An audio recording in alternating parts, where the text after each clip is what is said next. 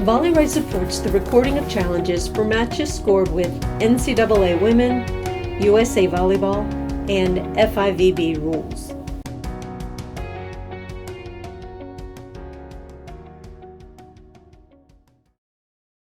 To record challenges in an NCAA women's match, open VolleyWrite, go to the Rules tab, click the Open button, and select the NCAA Women's Rules set. I just double-click the file to open it. Because challenges are not a requirement right now, we have to enable their recording. On the Scoring Options small tab, in the lower left column, check the Allow Challenges box. This places a challenge button for each team on the Set tab. You'll see them once the lineups are accepted, and I'll explain the challenge buttons in more detail later. With challenges allowed, you can fine-tune the settings for your needs. So to use the standard challenge format, which is 3 challenges allowed through set 4, with a bonus in set 5, the settings don't need to be changed. You're already good to go. But to use the experimental challenge format, you have to change the max challenges sets 1 through 4 to 2, and then check the Return Challenge if the result is a reversal box.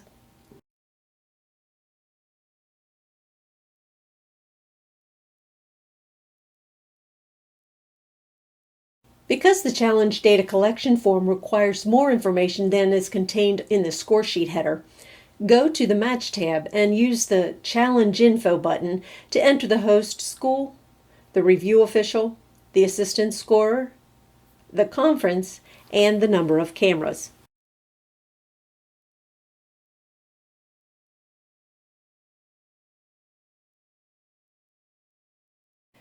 When a coach disagrees with a call, he or she will approach the R2 with the green challenge card.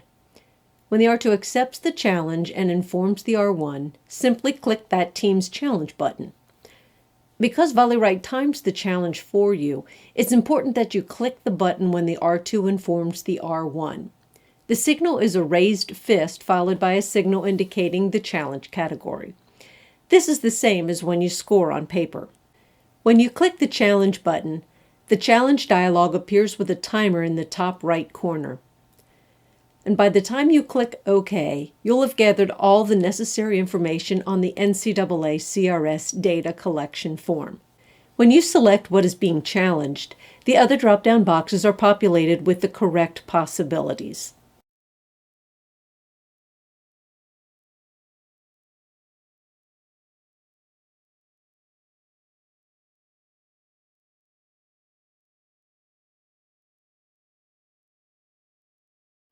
After the review, the R2 will inform you of the outcome. When the decision is confirmed, you can enter whether the original fault decision changed. The default for that is no. When the decision is reversed, you must select the new ruling.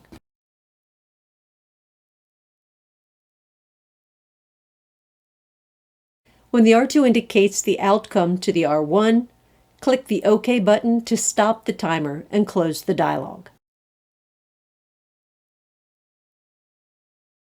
Under normal circumstances, the R2 will hold off substitutions when they see the coaching staff discussing whether to request challenge. But this doesn't always happen.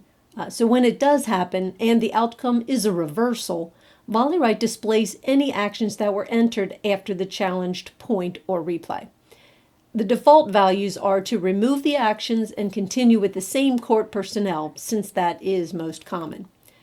But a coach may choose to retain a sub or libero replacement. In that case, simply uncheck the box for that action.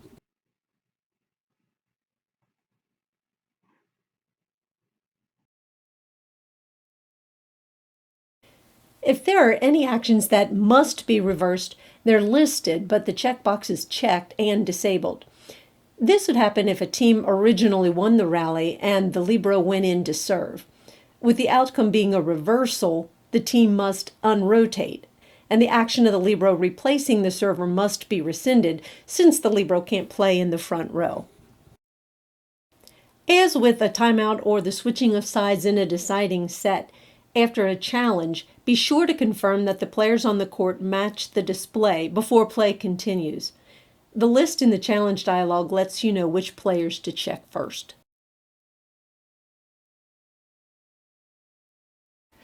A challenge button is enabled after a team has lost a rally, provided the team has a challenge left.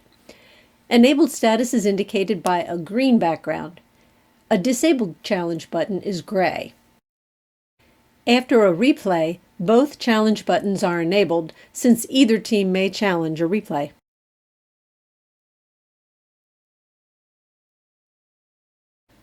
When a team challenges and the call is reversed, the team that has now lost the rally may challenge some other aspect of the rally, so that team's challenge button changes to enabled. Notice the numbers on the challenge buttons. Because there's no room to have a separate challenge count displayed, the number on the challenge button reflects the number of a team's next challenge. When a team has used all of its challenges, the text turns red and the challenge button is disabled. It's normal for teams to get a bonus challenge in the fifth set, and this means that upon the scoring of set 5, a team's challenge button could be enabled again. On the external monitor, the counts are the number of charged challenges used. If you're using the standard format where any challenge counts, and a team uses its second challenge, the challenge button on the Set tab would indicate the next challenge, which is number 3. But the challenge count on the external monitor is the number of challenges used, which is 2.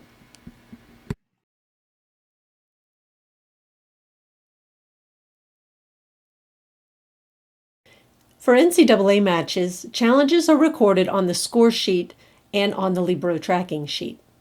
At any extended break in play, you can go to the Score Sheet tab and see the challenges in the Comments section of the score sheet.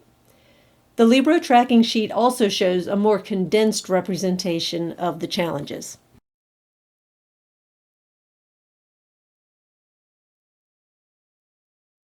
A modified version of the CRS data collection form is contained in the Challenge tab inside the Reports tab.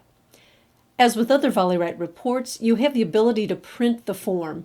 Just simply click the Challenge PDF button in the top left corner.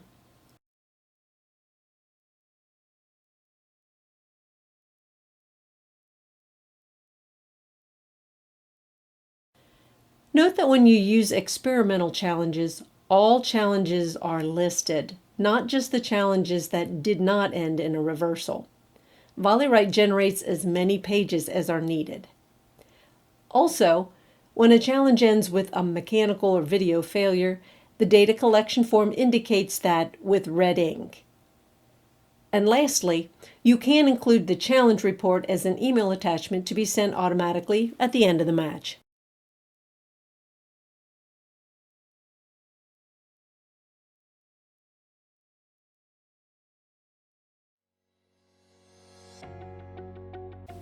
You have the ability to edit most aspects of a challenge. You currently cannot change the revised ruling, but the other data, including the duration, can be changed.